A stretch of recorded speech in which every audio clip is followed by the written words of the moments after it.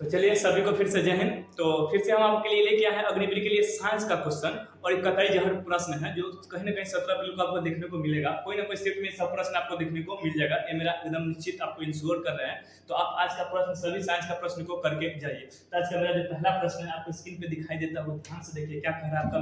जो मेरा पहला प्रश्न है आज का, और प्रतिरोध कैसे मात्रा क्या होता है, प्रतिरोध कैसे मात्रा क्या होता है जी, ओम होता है। और ये कैसे सिद्ध हुआ था, तो ओम्स लॉ से। ओम्स लॉ क्या बोला था जी, ओम्स लॉ क्या होगा बोला था कि जो आपका जो वोल्टेज हो डायरेक्टली प्रोपोर्शनल टू क्या आता है, करंट। यानी कि आप वोल्टेज को बढ़ाएगा तो करंट बढ़ जाएगा, करंट को बढ़ाएगा तो वोल्टेज बढ़ जाएगा। तो यहां से आप बताइए, यहां से v बराबर क्या होगा, और याद रखिएगा प्रोपोर्शन के साइन हटेगा तो कोई ना कोई कांस्टेंट आएगा। तो कांस्टेंट कौन आया था, आई आर। क्या हो जाएगा, आई आर। इसी आर कांस्टेंट आया, इसी को हम लोग बोलते हैं क्या, प्रतिरोध। इसी को क्या बोलते हैं, प्रतिरोध बोलते हैं, इसी को रेजिस्टेंस बोलते हैं। और यहां से अगर आप आर के मान निकालना चाहते हैं तो क्या हो जाएगा, v बटे क्या हो जाएगा जी, v बटे आई होता है। आर बराबर क्या होता है, v बटे आई, v बटे आई। v का मतलब क्या है, v मतलब वोल्टेज, v मतलब क्या है, वोल्ट, इसका मतलब वोल्ट होता है। और I मतलब विद्युत धारा, इसका मतलब क्या होता है, एम्पियर होता है। क्या होता है, एम्पियर होता है, एम्पियर होता है। तो वोल्ट बटे एम्पियर, इसी को हम लोग क्या बोल देते हैं, ओम्स बोल देते हैं। क्या बोल देते हैं जी, ओम। इसका सिंबल यह क्या जी, ओम। तो बताइए प्रतिरोध कैसे मात्रा क्या होता है, ओम होता है। क्या होता है, ओम होता है। लेकिन एक और प्रश्न पूछ लेगा आपसे, याद रखिए विशिष्ट प्रतिरोध का मतलब क्या होता है जी, याद रखिए विशिष्ट प्रतिरोध, विशिष्ट प्रतिरोध। विशिष्ट प्रतिरोध का जो मात्रक होगा, विशिष्ट प्रतिरोध का जो मात्रक होगा वो होगा ओम मीटर। क्या होता है जी, ओम मीटर। तब दो बात याद रखिएगा, प्रतिरोध का मात्रक पूछेगा तो ओम हो जाएगा, और विशिष्ट प्रतिरोध का मात्रक पूछेगा तो ओम मीटर हो जाएगा। क्या हो जाएगा जी, ओम मीटर हो जाएगा। तो नेक्स्ट प्रश्न की बात करें, अगला प्रश्न की ओर चले, इसको थोड़ा मिटा। तो नेक्स्ट प्रश्न देखिए क्या करेगा, गतिज ऊर्जा का मान निर्भर किस पे करेगा।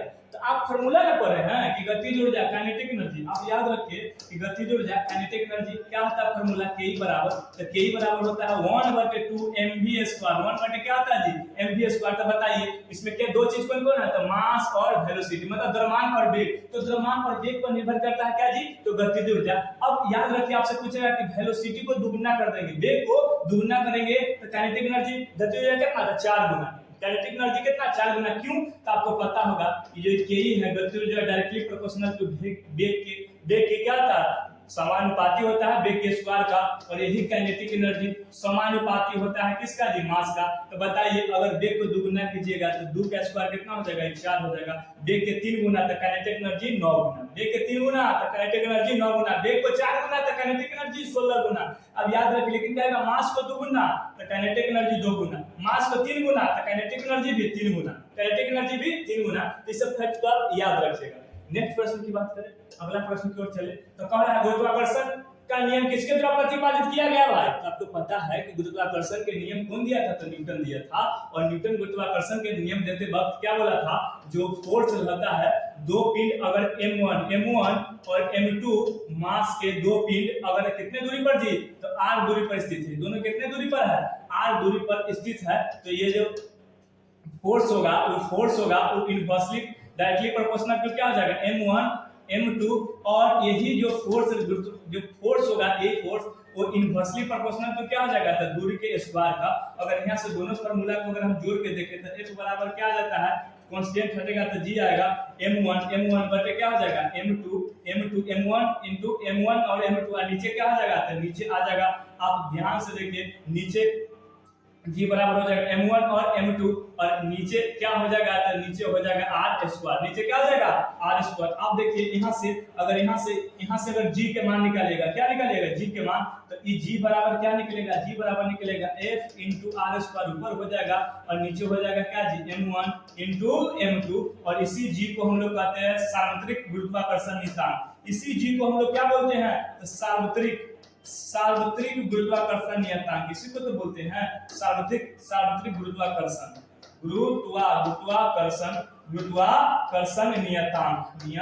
नियतांक। इसी को बोलते हैं सार्वत्रिक गुरुत्वाकर्षण नियतांक। और इसका वो मात्रक निकालिएगा तब बताइए, फोर्स का मात्रक क्या होता है, न्यूटन। फोर्स का मात्रक न्यूटन। r क्या है, दूरी है, तो दूरी का हम लोग किस में, मीटर में। तो मीटर के क्या आ जाएगा स्क्वायर। और नीचे मास है, तो एक मास के लिए केजी, दूसरा का भी मास के लिए क्या हो जाएगा, केजी हो जाएगा। तो बताइए ऊपर में हो जाएगा न्यूटन मीटर स्क्वायर, और नीचे में पर क्या हो जाएगा, केजी स्क्वायर। तो जी का जो मात्रक हो गया वो क्या हो गया, न्यूटन मीटर स्क्वायर पर केजी स्क्वायर। बात करें जी को खोज कौन किया था, हेनरी कैवेंडिश।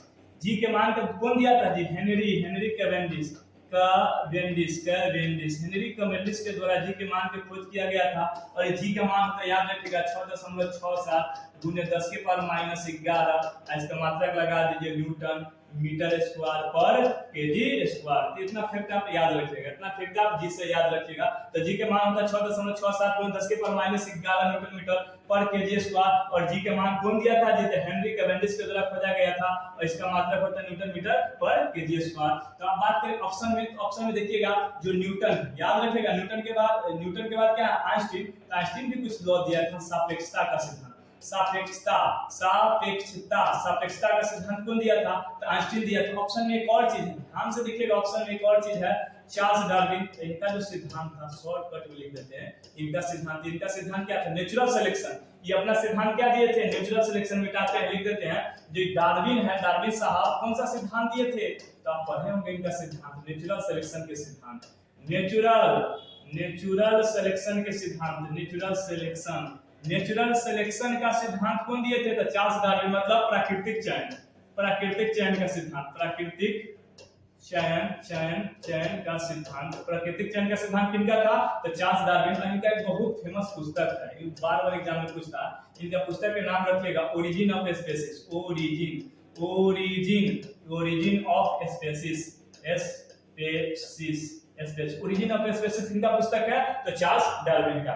नेक्स्ट क्वेश्चन की बात करें, अगला प्रश्न क्या कहा? नील में से सर्वाधिक प्रत्यक्षता कौन है? प्रत्यक्षता मतलब तनाव। सर्वाधिक प्रत्यक्षता किसमें होता है? स्टील में होता है। सर्वाधिक प्रत्यक्षता किसमें होता है? स्टील में होता है।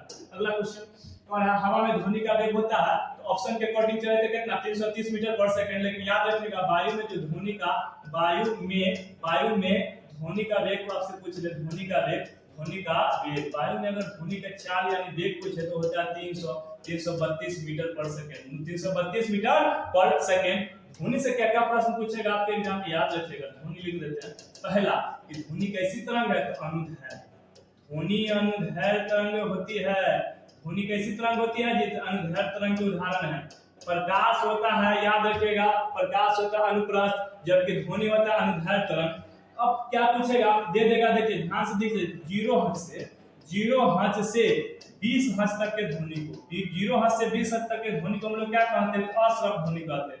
अश्रव ध्वनि कहते हैं। क्या कहते हैं? अश्रव। इसको कोई सुन नहीं सकता है। दूसरा का बात करें, इसको कुत्ता और सांप वगैरह भी सुन पाता है। दूसरा का बात करें कि 20 हर्ट्ज से 20,000 हर्ट्ज तक, 20 हर्ट्ज से 20,000 हर्ट्ज तक के ध्वनि को हम लोग कहते हैं श्रव तरंग। क्या कहते हैं जी? तो श्रव, इसको सुन सकते हैं। क्या कहते हैं? श्रव तरंग, मतलब श्रव ध्वनि। क्या बोलेंगे जी? श्रव ध्वनि, मतलब इसको मानव सुन सकता है। मानव के सुनने के लिए 20 से 20,000 हर्ट्ज तक की ध्वनि चाहिए। तीसरा का बात करें, 20,000 हर्ट्ज से और ऊपर हो जाए ध्वनि, 20,000 हर्ट्ज से और ऊपर के ध्वनि को हम लोग कहते हैं क्या जी? पाराश्रव ध्वनि।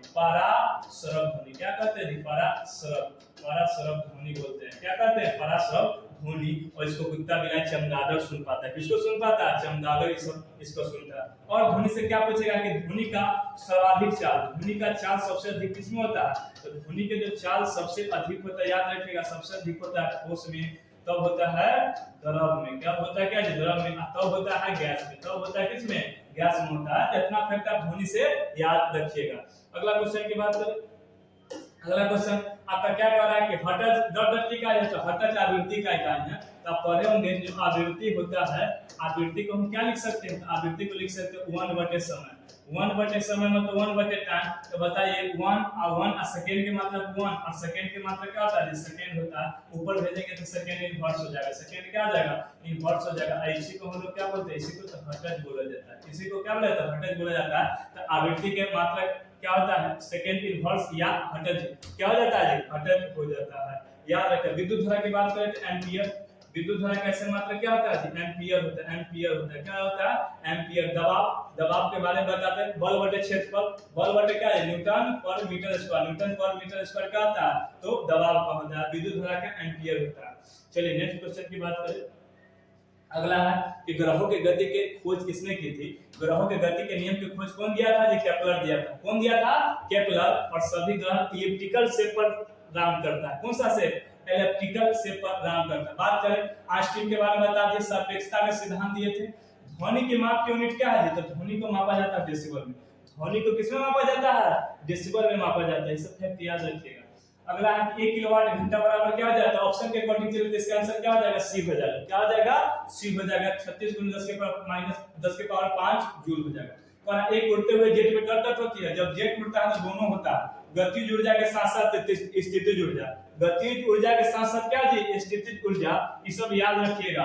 अगला प्रश्न है कि पानी का घनत्व किस तापमान पर अधिकतम होता है? एकदम आने वाला है 17 अप्रैल के कोई ना कोई शिफ्ट में पूछ लेगा, बार बार पूछा जाता है कि पानी का घनत्व किस तापमान पर अधिकतम होता है? तो आपको पता है 4 डिग्री सेल्सियस पर। 4 डिग्री सेल्सियस पर पानी का घनत्व क्या होता है? अधिकतम होता है। बात करें 100 डिग्री सेल्सियस पर पानी का उबलता है, इसको कहते हैं बॉइलिंग पॉइंट। 100 डिग्री सेल्सियस पानी का क्या है? बॉइलिंग पॉइंट यानी क्वथनांक बिंदु हो गया। क्या बिंदु हो गया? तो क्वथनांक बिंदु हो गया। पर मानव शरीर का औसतन तापमान कितना होता है?